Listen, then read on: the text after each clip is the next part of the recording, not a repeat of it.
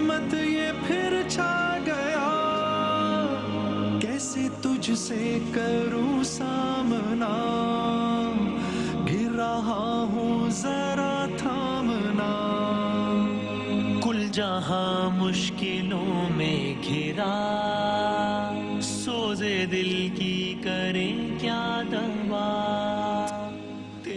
خوش آمدید علماء کرام یہاں تشریف فرما ہے، جناب قبلہ مفتی اکمل صاحب، مولانا محمد رضا داؤدانی صاحب، اسماعیل نورانی صاحب، علامہ صاحب، علامہ لیاقت نظری صاحب، سب کا بہت بہت شکریہ، جزاک اللہ۔ بہت سارے سوالات ہیں، میں جلدی جلدی بس ان کا آغاز کر لیتا ہوں۔ علامہ اسماعیل نورانی صاحب، پہلا سوال مریم صاحبہ ہیں۔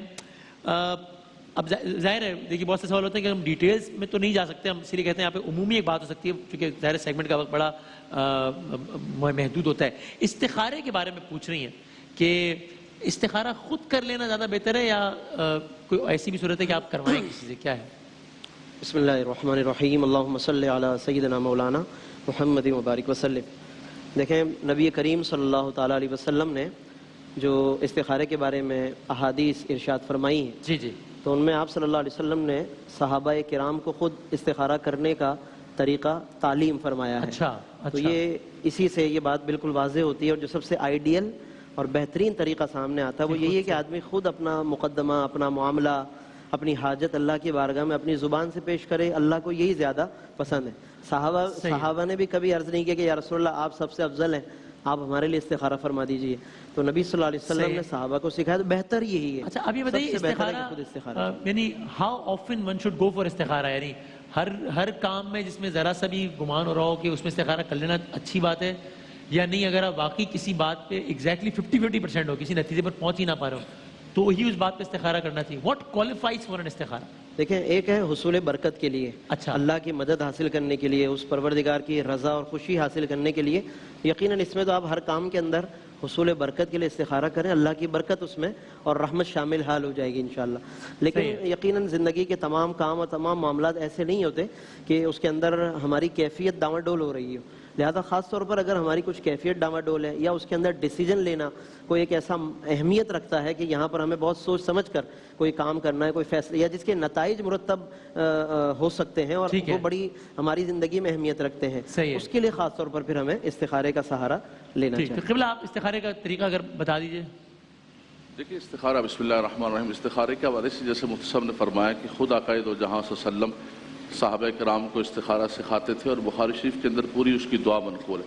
فرمایا یعلمون الاستخارہ کما یعلمون سورۃ القرآن، ایسے سکھاتے تھے کہ جیسے قرآن کی سورت سکھائی جاتی۔ اچھا پھر وہ پوری دعا منقول ہے کہ آپ جو ہے اس دعا کو پڑھیں، نوافل ادا کریں۔ اصل وہی ہے جو مفتی صاحب نے فرمایا کہ ایک انسان کا خود تکلیف ہے، اس کا درد دل ہے۔ اما یجیب المضطر اذا دعا، حالت اضطرار میں وہ خود ہے، وہ کہے کہ میں آپ کی جگہ وہ تکلیف، وہ درد، وہ مشقت میں نہیں لا سکتا ہوں۔ اچھا صحیح ہے۔ اصل اس کا طریقہ کار یہی ہے کہ آپ 2 نفل پڑھ لیں اور 2 نفل پڑھ کے دعائے استخارہ پڑھ کے سو جائیں۔ کوئی چیز نہ بھی آئے کوئی آپ کو واضح طور پہ، لیکن اللہ کی طرف سے ایک رہنمائی آپ کے دل میں آ جائے گی، اللہ تعالیٰ کی طرف سے برکت آ جائے گا آپ کے دل کے اندر۔ بالکل صحیح ہے، علم العادات سے بھی کیا جاتا ہے، تسبیح سے بھی کیا جاتا ہے، دوسرے طریقوں سے بھی کیا جاتا ہے۔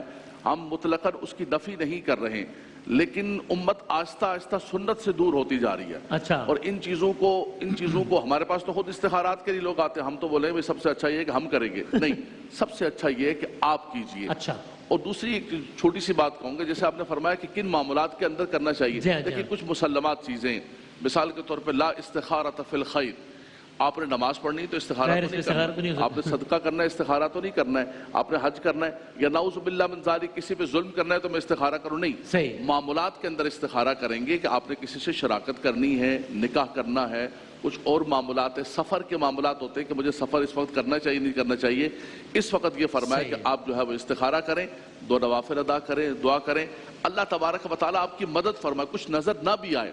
اچھا کیونکہ اس میں بہت سارے لوگ ایسے ہوتے ہیں کہ چیزیں نظر نہیں آتی ہیں، ہر شخص کا اپنا اپنے احوال ہوتے ہیں، ہر شخص اس سطح پر اس کیفیت پر نہیں ہوتا ہے، لیکن کم سے کم اللہ کی طرف سے ایک مسلمان ہونے کی حیثیت سے آپ کا دل کسی ایک طرف راجع ہو جائے گا، وہی اللہ تبارک و تعالیٰ کی مدد سے کر لیا۔ صحیح ہے، ٹھیک ہے۔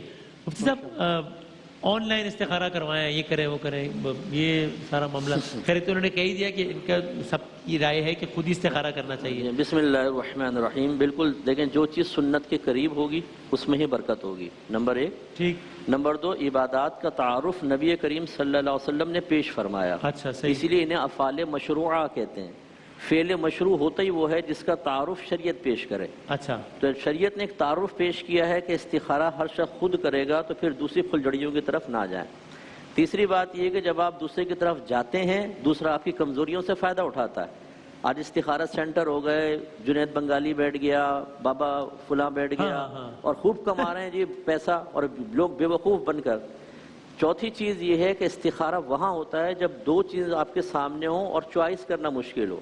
صحیح ہے. یہ علوم غیبیہ میں سے نہیں ہے کہ آپ غیبی چیز معلوم کرنا چاہیں. وہ سب بتائیے گا اس سے میری شادی ہوگی کہ نہیں ہوگی، میرا بچہ پیدا ہوگا یا نہیں ہوگا، مجھے وہاں نوکری ملے گی کہ نہیں ملے گی. اس لیے استخارہ نہیں ہوتا، یہ غیبی امور جاننے کے لیے نہیں ہے. دو چیزوں میں سے کسی ایک کی طرف پہنچنے کے لیے اللہ تعالیٰ کی طرف سے اشارہ حاصل کرنا مقصود مفتی ہوتا صاحب ہے. اگر دو چیزیں، دو آپشن ہے میرے پاس اور اس میں سے مجھے کسی بھی حوالے سے، جاب کے حوالے سے کسی ایک آپشن مجھے سمجھ میں آ رہا ہے کہ نہیں اس میں واضح طور پر یہ آپشن زیادہ بہتر ہے، تو مجھے اسی طرف چلے جانا چاہیے یا اس میں بھی استخارہ کرانا بہتر ہے؟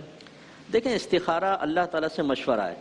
یا تو آپ کامل اعتقاد کے ساتھ کریں کہ جو پھر اشارہ نظر آیا وہ کریں. وہی جیسے آپ کہہ رہے ہیں رشتہ یہاں پکا ہو گیا، سب کو ذہن بن گیا ہے، تو سب استخارہ کیجئے گا. اچھا استخارہ خلاف آ گیا، پھر کہتے ہیں مفتی صاحب اگر ہم اس کے خلاف کر لیں کوئی مسئلہ تو نہیں ہوگا. بھائی تو کیا ہوتا ہے تم نے. صحیح ہے. اور دوسری بات یہ ہے کہ پھر اعتقاد اتنا مضبوط ہو. استخارہ کروایا ایک پارٹی نے، 3 دن بعد طلاق ہو گئی بچی کو، شادی کے لیے استخارہ ہوا، وہ اللہ سے بدظن ہو گئے کہ ہم نے تو اللہ سے مشورہ کیا، یہ مشورہ ہے. اب انہیں نہیں پتا کہ اللہ تعالیٰ کی تو اگر طلاق ہوئی اس میں بھی اللہ کی حکمت تھی، اشارہ بالکل درست تھا. تو یہ سب چیزیں پہلے سیکھنی ہوں گی پھر اس طرف آئیں، ورنہ پھر بہت سوں کو تو اعتقاد بھی اس سے چلے گا اور ایمان بھی خطرے میں پڑ گیا. کیا فقہ جعفریہ کا کیا کانسیپٹ ہے استخارے کے حوالے سے؟ بسم اللہ الرحمن الرحیم. اصولی طور پر وہی بات ہے کہ استخارہ باب استفال سے ہے، جس کا مطلب ہے خیر طلب کرنا. صحیح ہے. پروردگار عالم سے یہ دعا مانگنا کہ اے مالک میں تجھ سے خیر طلب کرتا ہوں، یہ ہے ان پرنسپل استخارے کا مطلب. صحیح ہے. اب اس کے بعد جو دوسرے مراحل ہیں جس طریقے سے علماء کرام نے فرمایا، یہاں پر بھی یہ ہے کہ ایک انسان ہر کام کے لیے استخارہ کرے، یعنی دعا کی حد تک. لیکن اب وہ جو تسبیح کے ذریعے سے استخارہ کرنا یا قرآن کے ذریعے سے استخارہ کرنا، یہ تمام تر وہ چیزیں ہیں کہ جو وہ امور کے جس کے اندر انسان ڈبل مائنڈ ہو چکا ہے، اس کے بارے میں حکم شریعت مباح کی حد تک ہے. صحیح ہے. جی ہاں. یعنی جائز تو ہے لیکن یہ کہ اب اس کا ذہن جو ہے مشوش ہے، وہ کسی ایک طرف پوری قطعیت کے ساتھ فیصلہ نہیں کر پا رہا. جس طرح سے کچھ بعض ایسی چیزیں ہوتی ہیں جو بڑی اہم ہوتی ہیں، تو اس موقع پر بھی انسان استخارے کی طرف جاتا ہے. مثلا شادی کا معاملات ہوتے ہیں، یا مثلا گھر خریدنا ہے یا گھر شفٹ کرنا ہے. ان سارے معاملات کے اندر عام طور پر انسان اس بات کو ترجیح دیتا ہے کہ کوئی اسے خاص رہنمائی اس طرح کی مل جائے. تو وہ دل میں خیال آ جانا وہ بھی اپنی جگہ حق ہے، مگر تسبیح کے ذریعے سے یا قرآن مجید کی آیت کے ذریعے سے تفاعل کرنا اور استخارہ کروانا یا کر لینا اگر خود میں صلاحیت ہے. لیکن اگر قرآن مجید کی آیت کو صحیح طرح سے سمجھنا خود اس کے لیے ممکن نہیں ہے، انٹرپریٹ نہیں کر سکتے، تو پھر کسی صاحب علم کی طرف رجوع کرنا اور ان سے استخارے کی درخواست کرنے میں بھی کوئی حرج نہیں. کانسیپٹ آف استخارہ پر سب کا اتفاق ہے، لیکن طریقہ کار پہ یہ کہ فقہ جعفری میں کہ آپ کروا بھی سکتے ہیں کسی سے اور وہ بھی معاملہ ٹھیک. اچھا اب ذرا کوئی فقہی سوالات کی طرف بھی آئے تھے. یہ خاتون نے ظاہر سوال پوچھا کہ جی روزے کی حالت میں لینس لگانے سے روزہ تو نہیں ٹوٹ جاتا؟ نہیں، لینس لگانے سے روزے کے ٹوٹنے کا کوئی تعلق نہیں ہے. نہیں اس میں کوئی ٹھیک ہے. اس میں ہمارے یہ ہے کہ اس میں اگر لکوڈ میں رکھا ہو نا تو تھوڑا سا اس میں احتیاط کرنی چاہیے. اچھا. کیونکہ جب آپ لگائیں گے تو جیسے ہمارے ہاں ڈراپ آنکھوں میں ڈالیں تو اس سے روزہ ٹوٹنے کا حکم دیتے ہیں. اچھا. اس لیے پھر لکوڈ میں اگر رکھا ہے تو اس میں پھر احتیاط کرنے ہوگی. ٹھیک ہے. اگر کسی کی جاب نیچر اس طرح کی ہے کہ وہ لینس لگانا ان اوائڈیبل ہے، ٹیلی ویژن پہ کام کرنا ہے کسی نے، میرے خیال میں لینس سے کوئی اتنا فرق نہیں پڑتا کہ اس کو آپ جاب کا اس کا عذر پیش فرمائیں، تو احتیاط روزے میں کرنی ہوگی. اچھا لیکوڈ والا لینس میں روزے پہ احتیاط کریں. فقہ حنفیہ کے مطابق فقہ جعفریہ میں اس کی اجازت بہرحال ہے. آج روزہ جمعہ ہے، پہلا جمعہ ہے رمضان المبارک کا، تو فقہی اعتبار سے فقہ جعفریہ میں نماز جمعہ کا کیا حکم ہے؟ واجب ہے، فرض ہے، مستحب ہے؟ بتا دیجیے. نماز جمعہ جو ہے وہ واجب تخیری ہے. جو فقہاء اس کے واجب کے قائل بھی ہیں وہ واجب تخیری کے قائل ہیں کہ اگر وہ ظہر کی نماز پڑھ لیں یا جمعے کی نماز پڑھ لیں. اگر جمعے کی نماز پڑھ لیں تو ظہر کی نماز بہت سو کے نزدیک ساقط ہو جاتی ہے، اور اگر جمعے کی نماز نہیں پڑھ پا رہے تو وہ ٹھیک ہے ظہر کی نماز پڑھ لیں تو کوئی مسئلہ نہیں ہے اس کے اندر. ایسا عمل نہیں ہے جس کے انجام نہ دینے سے گناہ ہوگا. نہیں, گناہ ہونا مشکل ہے. غیبت امام کے حوالے سے میں نے پہلے بھی ایک دفعہ یہ گزارش کی تھی کہ جو 12ویں امام کی غیبت کا جو کانسیپٹ ہے اس کے اندر نماز جمعہ اور نماز عیدین ان دونوں کے حوالے سے اس حکم شرعی کے اندر ایک ڈائلیوٹ ہونے کا کانسیپٹ ہمارے یہاں پایا جاتا ہے. لیکن پڑھنے کی بارت تاکید بہت زیادہ ہے. بہت زیادہ تاکید, پڑھنا بہت زیادہ تاکید. اور علامہ صاحب یہ نماز جمعہ مسلسل اتنے ہفتوں تک نہ پڑھی جائے اگر, آج کل تو خیر مجبوری اور دوسرا عالم ہے, تو وہ مطلب دائرہ اسلام سے اخراج کا بھی معاملہ ہے. دیکھیں ہمارے ہاں تو چونکہ جمعۃ المبارک واجب ہے اور فرضیت کے درجے میں یا ایھا الذین آمنوا اذا نودی للصلاۃ من یوم الجمعہ فاسعوا الی ذکر اللہ وذروا البیع ذالکم خیر لکم ان کنتم تعلمون. ہمارے نزدیک تو یہ لازم و ضروری ہے کہ وہ جمعۃ المبارک کا اہتمام ہر صورت کے اندر جہاں تک ممکن ہو وہ جمعۃ المبارک کا اہتمام کرے. صحیح ہے. اور بعض احادیث پاک کے اندر آیا ہے, مشکات شریف کے حدیث پاک کے اندر, کہ اگر 4 جمعے یا 3 جمعے مجھے یاد نہیں, 3 جمعے کے حوالے سے اگر چلے جائے تو اس کو نفاق کا حکم دیا گیا ہے, یعنی بہت زیادہ گناہ کبیرہ ہے اور اس کو توبہ کرنی چاہیے اور اس کو رجوع کرنا چاہیے اللہ تبارک و تعالیٰ کی بارگاہ کے اندر. ہمارے ہاں جمعۃ المبارک کی بہت زیادہ تاکید ہے اور اس کے لیے شرائط ہیں اور اس کے لیے اہتمام ہے, اور خاص طور پر جو ہے چونکہ رمضان المبارک کا پہلا جمعہ ہے, نبی کریم صلی اللہ علیہ وسلم نے خود ایک تو جمعۃ المبارک کی پوری صورت نازل ہوئی, پھر آقا دو جہاں صلی اللہ علیہ وسلم نے خاص طور پر اس کی بہت زیادہ تاکید فرمائی اور بہت زیادہ اہتمام کرنے کا حکم دیا, اور بلکہ جتنا زیادہ کوئی جلدی آئے گا اس کو اتنا ہی زیادہ ثواب مترتب ہوتا ہے اور اتنی ہی زیادہ اس پر لازم و ضروری ہے. تو ہمارے نزدیک جمعۃ المبارک واجب و ضروری ہے. واجب ہے. لیکن علامہ صاحب یہ جو کہا کہ کچھ احادیث روایت سے یہ اشارہ ملتا ہے کہ دائرہ اسلام سے, یعنی یہ اس کی اہمیت بتانے کے لیے ہے نا, یا اس انداز سے خارج ہو جاتا ہے کہ پھر آپ کو دوبارہ کلمہ پڑھنا ہوگا؟ مطلب ہاں دیکھیں زیادہ تر روایتوں میں جو لفظ ہیں وہ یہ کہ طبیع علی قلبہ, اس کے دل پہ مہر لگا دی جاتی ہے یا نفاق کی مہر لگا دی جاتی ہے. کچھ روایتیں اس طرح کی بھی, تو اسی لیے پھر ان تمام روایتوں کو جمع کر کے جو خلاصہ ہے وہ یہی ہے کہ اس کا یہ عمل تہاون یعنی سستی کی قبیل سے ہے, تو یہ کفر کے مشابہ ہے کہ جیسے کافر کے نزدیک جمعے کی کوئی اہمیت نہیں ہے, ایک صاحب ایمان ہو کر بھی جمعے کا وقت جمعہ ہے اور وہ اس کے نزدیک ہو, تو یہ اس کی مشابہت ہو جائے گی. لیکن خدا نہ خواستہ وہ اس کی وجہ سے دائرہ اسلام سے خارج نہیں ہوگا جب تک کہ انکار نہ کرے. وہ انکار کی وجہ سے خارج ہوتا ہے, لیکن سستی وغیرہ کی وجہ سے, اور یہ بھی ڈرنا چاہیے کہ اللہ کی طرف سے کوئی مہر لگ جائے, انسان پر غفلت کی مہر لگا دی جائے, نفاق کی مہر لگا دی جائے, تو اس معاملے سے ڈرنا چاہیے کہ کہیں اسے اللہ تبارک و تعالیٰ اس سے محروم ہی نہ فرما دے کہ پھر اس کا دل ہی مائل ہونا ختم ہو جائے. تو اس حوالے سے ڈرنا چاہیے اللہ تبارک و تعالیٰ. ایک صرف جملہ کہوں گا وسیم بھائی, جیسے حضرت نے فرمایا ہے, جیسے بہت ساری احادیث طیبہ آتی ہیں کہ جس کے اندر اسلام سے خروج کا حکم ہوتا ہے, تو وہاں پھر ہم مجبوراً تعویل کرتے ہیں. جیسے فرمایا من مشى مع ظالم لیقویہ وقد یعلم انہ ظالم فقد خرج من الاسلام, یہ تو بالکل متن کے اندر آیا کہ وہ اسلام سے خارج ہو گیا, فقد خرج من الاسلام, لیکن ہم اس کی بھی تعویل کرتے ہیں کہ وہ اسلام کے نور سے, اسلام کی برکت سے نکل گیا. لا ایمان لمن لا عہد لہ, اس کی تعویل کرتے ہیں ہم. تو یہ جتنے ہوتے ہیں اس میں مطلقاً اسلام سے خروج کا حکم نہیں دیتے, اس کی تعویل کرتے ہیں کہ وہ اسلام کے برکت سے, نور سے, رحمت سے باہر چلا گیا اور اس کو توبہ کرنی چاہیے. اسماعیل نورانی صاحب, روزے کی حالت میں اگر جسم پہ کوئی کٹ لگ جائے, اس کی وجہ سے خون نکلنا شروع ہو جائے, تو اس سے روزے پہ کوئی فرق تو نہیں پڑے گا؟ نہیں, کوئی فرق نہیں پڑے. ٹھیک ہے. وہ روزے میں جی کرکٹ کھیل لی ذرا, جو کہ بظاہر وہ حرام کام تو نہیں ہے, لیکن اب وہ پتہ ہے کہ اگر یہ کام کروں گا تو پھر شدت پیاس غالب آ جائے گی, جس کی وجہ سے شاید روزہ توڑنا ہی پڑ جائے. پھر تو ایسی حالت میں کیا وہ ایک بظاہر مباح کام بھی پھر حرام ہو سکتا ہے؟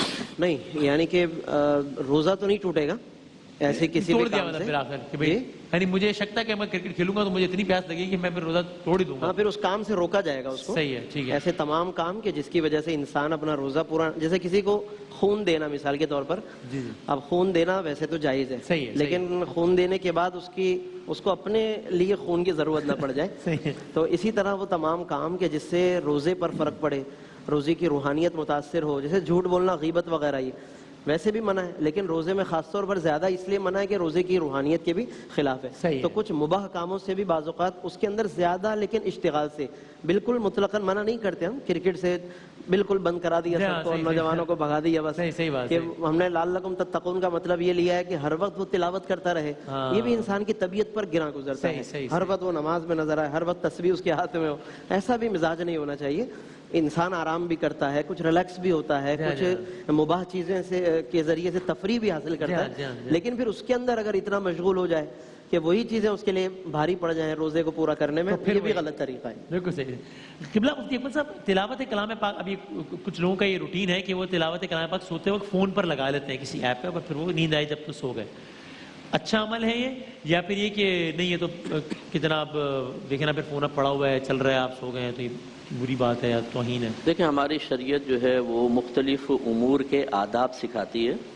تو تلاوت قرآن کرنے یا اس کے سننے کے بھی آداب ہیں. ادب یہ ہے کہ آپ ایک تو اپنی سٹنگ اچھی رکھیں کہ آپ بیٹھ کر لیٹ کر بے پرواہی سے کام کے دوران پھر قرآن چلا دیا، یہ صحیح نہیں ہے. اچھا. اس کے علاوہ اس کی طرف متوجہ رہنا. اچھا. آپ چلا کے آپ کچن میں کام کر رہے ہیں یا کوئی اور کام کر رہے ہیں، یہ پھر ایک طرح سے صرف نظر. یہ ایسے ہی ہے جیسے آپ مجھ سے گفتگو کر رہے ہوں اور میں اپنے کاموں میں لگ جاؤں، تو آپ فیل کریں گے، بیڈ فیل کریں گے کہ یار میں آپ سے بات کر رہا ہوں، آپ کسی اور طرف متوجہ ہو گئے. تو اب یہ اگرچہ تلاوت قرآن کوئی ایسی مطلب حصی یا مطلب زندہ شے نہیں ہے کہ وہ فیل کرے، لیکن یہ ادب کے خلاف ضرور ہے. تو اس لیے یوں نہ کریں، بلکہ جب بیٹھ کر آرام سے سنیں، جب آپ ٹائرڈ ہو جائیں بند کر کے اپنے پہ سو جائیں. لیکن یہ طریقہ کار مناسب نہیں. پاؤں پھیلے ہوئے ہیں اور آدھے غنودگی میں سن رہے ہیں، کس لیے سن رہے ہیں؟ صرف برکت کے لیے. تو بے برکت تو پھر آپ درود شریف وغیرہ پڑھتے رہیں، پاؤں سمیٹ کر دیگر چیزیں. قرآن کا ادب بہت زیادہ اس میں. اچھا یہ بالکل اپنی جگہ ظاہر نکتہ ہے. ایک خالی کاؤنٹر کوشچن جو کہ اس طرح کے سوالات بہت سارے آتے ہیں، لوگ یہ بھی پوچھتے ہیں کہ ہم چاہتے ہیں کہ یعنی یہ تو آئیڈیل سینیریو ہے جو مفتی صاحب نے بتایا ایسے ہونا چاہیے. ہم نہیں ہیں اتنے اچھے اپنے اگر عام الفاظ میں because of shortage of word, تو ہم کوشش کرتے ہیں کہ جتنا ہو سکے تلاوت کلام پاک اپنی زندگی میں آہستہ آہستہ لائیں تو صحیح. تو وہ یہ کہتے ہیں کہ بھائی اگر یہاں اگر اس پہ اتنی اگر قطغن ہے تو پھر تو ہم بالکل ہی اس چیز سے رہ ہی جائیں گے، کیونکہ ہم یہ تو پھر سوتے ہی رہ جائیں گے کہ جناب باقاعدہ ایک ٹائم نکال کے کریں، جو کہ آف کورس نکالنا چاہیے، اللہ کا کلام ہے، مطلب میں اس سے، لیکن میں سمجھنے کے لیے سوال پوچھ رہا ہوں، تو آپ بتائیے گا اس کو. اذا قرئ القرآن فاستمعوا له وانصتوا لعلکم ترحمون، سورہ اعراف کی آیت ہے جس کی تشریح مفتی صاحب فرما رہے تھے کہ جب قرآن مجید پڑھا جائے فاستمعوا له تو پوری توجہ کے ساتھ اس کو سنو اور کنسنٹریشن ہونی چاہیے، سائلنس کو مینٹین کریں. لعلکم ترحمون، شاید اس طریقے سے تم پر رحمت پروردگار کا نزول ہو. تو اب ظاہر ہے کہ وہ تو اپنی جگہ پر بہت ہی آئیڈیل اور آداب کے مطابق اگر ہو تو کیا کہنا، لیکن اگر عرف کے اندر اس کو تہاون یا عرف کے اندر اس کو توہین نہ شمار کیا جائے قرآن مجید کی، تو پھر ظاہر ہے کہ اس کے اوپر حرمت کا فتویٰ لگانا مشکل ہوگا. اس ڈیفینیشن کے تحت میں اس کو اسٹریٹ کر دوں، پھر آپ ہی بتائیے گا کہ گاڑی ڈرائیو کرتے ہوئے میں تلاوت کلام پاک کوئی حرج نہیں ہے، اچھی بات ہے یا کوئی حرج نہیں ہے یا بری بات ہے؟ اچھی بات ہے. آپ کے خیال میں اچھی بات ہے، اور مجھے آپ کیا کہیے گا؟ دیکھیں اس میں فرق ہے، سچویشنز میں فرق ہے. آپ نے جو بیان کیا بستر پہ لیٹ گئے اور نیند میں غنودگی میں سن رہے ہیں، میں نے اس سچویشن پہ کلام کیا. باقی گاڑی ڈرائیو کرتے ہوئے آپ سنیں، بلکہ ترجمہ تفسیر کے ساتھ سنیں، بشرطے کہ آپ کا ہینڈل کسی اور طرف مڑ کر کسی کانسٹیبل کو نہ اڑا دے، کیونکہ یہ دیکھا ہے جب ذہن دو طرف مشغول ہو جاتا ہے تو پرابلمز ہو جاتی ہیں. اچھا جو آپ نے کہا یہ ایک ہمارے یہاں جو ہے نا، یا تو اے ہے یا زیڈ ہے، یا تو سننے دو ہر طریقے سے، ہمیں ہمارے حال پہ چھوڑ دو، ورنہ ہم نہیں کرتے. بھائی یہ بچوں والی حرکتیں چھوڑ دو. اگر آپ رات میں سننا چاہتے ہیں 15 منٹ بیٹھ کے سن لیں. ہم نے کب کہا کوئی اہتمام کریں، ہم نے کب کہا کہ بہت سے آپ مٹھائیاں تقسیم کریں، لوگوں کو گھر میں بلائیں، آرام سے ہو سکتا ہے. خواہ مخواہ کے مطلب بہانے. معصومانہ سوال ہے علامہ صاحب، شادی سے پہلے رشتے کے لیے لڑکی اپنی تصویر دکھا سکتی ہے؟ جی ہاں، رشتے کی نیت سے جو ہے کہ اگر جو ہے وہ رشتہ کر رہے ہیں باقاعدہ طور پر، یہ جو میلہ لگا ہوا ہے اور یہ جو باقاعدہ طور پر باقاعدہ فیس بک تو اب باقاعدہ شادیوں کے وہ بن گئے کہ آپ تصویریں اپنی جاری و ساری کر دیں، یہ غلط طریقہ کار چل پڑا ہے. ہاں باقاعدہ طور پر معاملات طے ہو گئے اور فائنل سٹیج پر جو ہے شریعت نے یہ اجازت دی ہے کہ آپ شادی سے پہلے لڑکی کو دیکھ سکتے، تصویر نہ دیکھیں. طے اگر ہو گئے تو پھر اب دیکھتی، اب تو طے ہو گیا سارا معاملہ. طے کرنے کے لیے ہی بندہ کہتا ہے نا کہ میں دیکھ لوں پھر طے کروں. اس کا سب سے اچھا جو طریقہ ہوتا ہے جو پرانا ہمارے گھروں کے اندر ہے کہ گھر کی خواتین ہر اعتبار سے جا کر دیکھ کے آ جاتی ہیں، چیک کر کے آ جاتی ہیں سارے معاملات. ان کی جو نگاہ برکت و رحمت ہوتی ہے وہ آپ کی میری نہیں ہو سکتی ہے، لیکن جس نے کرنی ہے، لیکن جس نگاہ سے وہ دیکھ کے آئیں گی نا وہ آپ کی میری بھی نہیں ہوگی، میں آپ کو بتاؤں. لیکن جس نے کرنی اگر وہ چاہتا ہے میں دیکھ لوں تو بہرحال فائنل شریعت نے نکاح کے لیے دیکھنے کی اجازت دی ہے. صحیح ٹھیک ہے. بس جاتے جاتے لیاقت علامہ اسماعیل نورانی صاحب یہ بتا دیجیے جناب, کسی نے کسی کو چیز کوئی دی ہوئی ہے ادھار کے طور پہ اور بندہ وہ چیز پہ قابض ہو گیا ہے جی, نہیں دے رہا واپس, ٹھیک ہے, تو پھر اب نہیں مل رہی واپس, تو پھر اس پہ صدقے کی نیت سے بس پھر کر دیں تو صدقے کا ثواب مل جائے گا. چیزیں میرے 1000 روپئے نہیں, میں کہ چلو پھر اللہ کی راہ میں صدقہ دے دیا میں نے, تو مجھے مل جائے گا. ویسے روایات میں ہے کہ جس کی کوئی چیز چوری ہو جائے جی جی تو اس شخص کے حق میں وہ چیز صدقے کے طور پہ لکھ دی جاتی ہے. اچھا, اسی طریقے سے ایک شخص نے اگرچہ چوری کا معاملہ تو نہیں ہے لیکن وہ چیز کم از کم ہم مایوس ہو گئے اس سے, نہیں دے رہا ملنے سے اب نہیں مل رہی, تو اللہ کی رحمت سے امید ہے کہ ہم جب اچھی نیت کر لیں گے تو انشاءاللہ اللہ تبارک و تعالیٰ ثواب دینے پر قادر ہے. اس کے لیے بھی فرما دیں جس نے قبضہ کر لیا. ہاں, جس نے قبضہ کر لیا اس پہ تو واضح ہے کہ اس کا کام غلط ہے, کوئی بھی اس کو یعنی پتہ چلو قبضے والا کیا یار, میرے چکر میں تمہارا صدقہ ہو رہا ہے تو تم بس جاؤ عیاشی کرو, صدقے کا ثواب کماؤ, میں نہیں واپس کرتا. اور بات صدقہ و خیرات کی ایک آئی ہے تو بس ایک چھوٹی سی بات کہ آج جمعۃ المبارک بھی ہے, رمضان کا مہینہ ویسے چل رہا ہے, کثرت سے صدقہ تو خیرات کریں. آج یوم مزدور بھی آج جی جی, ہمارے بہت سے مزدور بے روزگار ہیں, لاک ڈاؤن کی صورتحال میں مزدور زیادہ پریشان. پہلے تو ہم کہتے تھے کہ سوائے مزدور کے جہاں میں سبھی تو خوشیاں منا رہے ہیں, ایک مزدور پریشان ہوتا تھا یوم مزدور پہ بھی اور باقی سب خوش, لیکن اب تو سبھی تقریباً پریشانی میں ہے نا, اس وقت سب پریشانی میں ہے. تو بہرحال جس قدر ہو سکے امداد باہمی کے کام کو آگے بڑھانا چاہیے. آپ کچھ کہنا چاہتے ہیں؟ اس میں صرف اتنی بات عرض کر رہا ہوں کہ صدقات دو طرح کے ہوتے ہیں, ایک نافلہ ایک واجبہ. اچھا, صدقات نافلہ تو ٹھیک ہے, بعض لوگ جیسے اب آپ فرض کر لیں ادب کے خلاف تو نہیں ہوگا, نہیں آپ کچھ بھی کہہ سکتے ہیں. تنگ دستے میرا قرضہ لے گئے آپ 2 لاکھ روپے, اب میں کہوں میں زکوٰۃ کی نیت کر لیتا ہوں, اس میں یہ نہیں ہوگا. صدقات واجبہ کی نیت نہیں ہو سکتی, صدقات واجب آپ نے دینی ہے. ہاں, اس میں ایک ہیلا عرض کر دیتا ہوں, جیسے 1 لاکھ آپ کے پاس ہے, آپ تنگ دستے نہیں دے پا رہے اور میں چاہتا ہوں زکوٰۃ بھی ادا ہو جائے, میں 1 لاکھ آپ کو پہلے تحفہ دے دوں کہ یہ زکوٰۃ ہے, لے لیں. آپ نے لے لی, میری زکوٰۃ ادا ہو گئی, ٹھیک ہے. پھر میں کہوں لائیں میرا قرضہ واپس کریں, وہ 1 لاکھ آپ کو دے دیں, دونوں کام ہو جائیں گے. دونوں کام ہو جائیں گے. اچھا صحیح, ٹھیک, جزاک اللہ. بہت شکریہ تمام علماء کرام کا, اور ایک وقفہ لیتے ہیں, اس کے بعد ہمارا سیگمنٹ نیکی انشاءاللہ. شکریہ. ماہ رمضان یوں آ گیا, بن کے رحمت یہ پھر چھا گیا, کیسے تجھ سے کروں سامنا, گر رہا ہوں ذرا تھامنا, کل جہاں مشکلوں میں گھرا,